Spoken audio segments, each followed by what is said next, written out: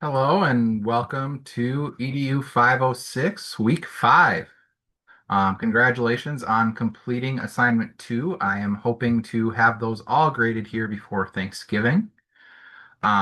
This week, our goal is to develop and share a philosophy of the critical importance of understanding student mental, social, and emotional needs. We're going to read Rossen chapters 11 through 16 and Vandernoot-Lipsky chapters 5 and 6. Um, Discussion board, learning activities, and opening remarks. You do not need to respond to colleagues this week due to the holiday, but please have everything turned in by Sunday at midnight. Note that I'm not going to go and change the dates for D2L, but I will not be grading until Sunday evening. So please have your initial responses in by Sunday evening. No need to respond to your peers this week. We're going to look at some brain science this week. On the left side here, we have a quote unquote normal brain. So this would just be like a standard scan, what would be expected. And on the right, we have someone from Romania who had suffered severe sensory deprivation and neglect.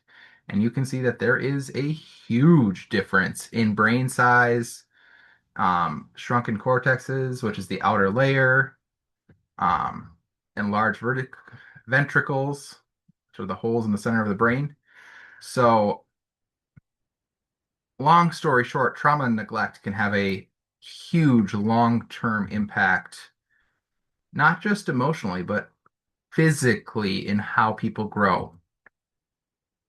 Um, Here's a quick little slide on domestic violence, and that domestic violence can last a lifetime. The ongoing impacts of that are massive. I see this all the time in prison. The ongoing imprisonment is in the top right there, but the ongoing effects of ACEs are huge. And in places such as prison, where a large number of those there have them, it is very easy to see the long-term impacts.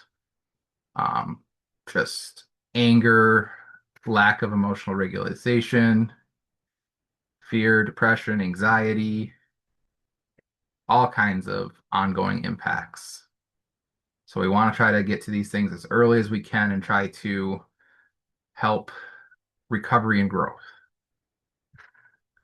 Discussion board 1 for this week is to select a topic focus from one of the Rossen chapters, 11 through 16, and post your responses to the following.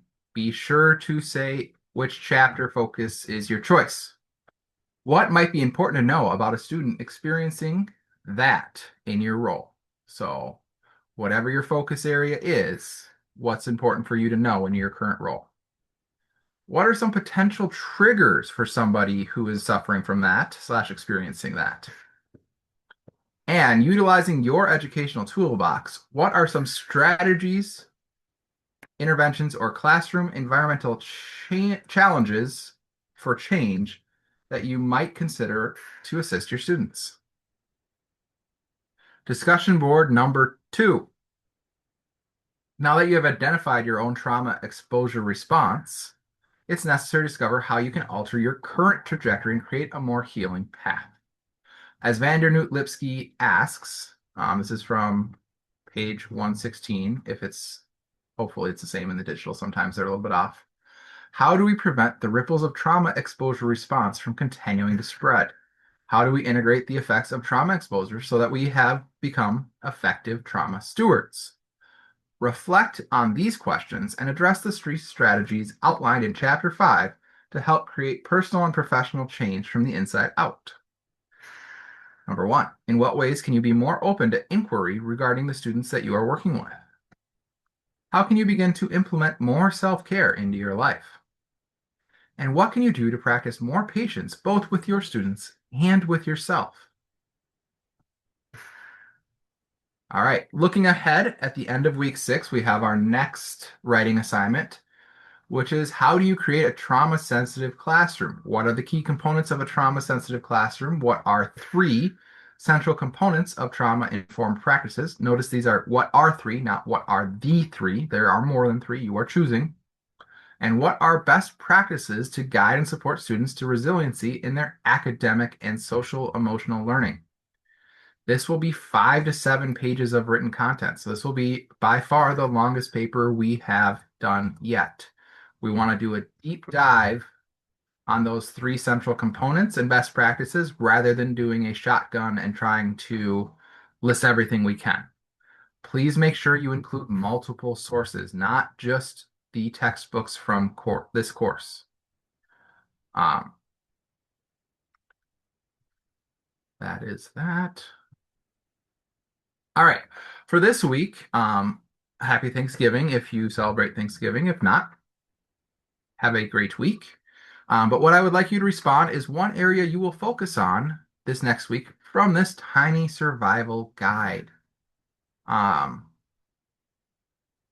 for me, I am starting to go back to work after a major back surgery, so I am going to be focusing on sleep because I am not getting great sleep from that back surgery. Have a happy Thanksgiving, and remember, if you need anything, please reach out to me at my email. Have a great week.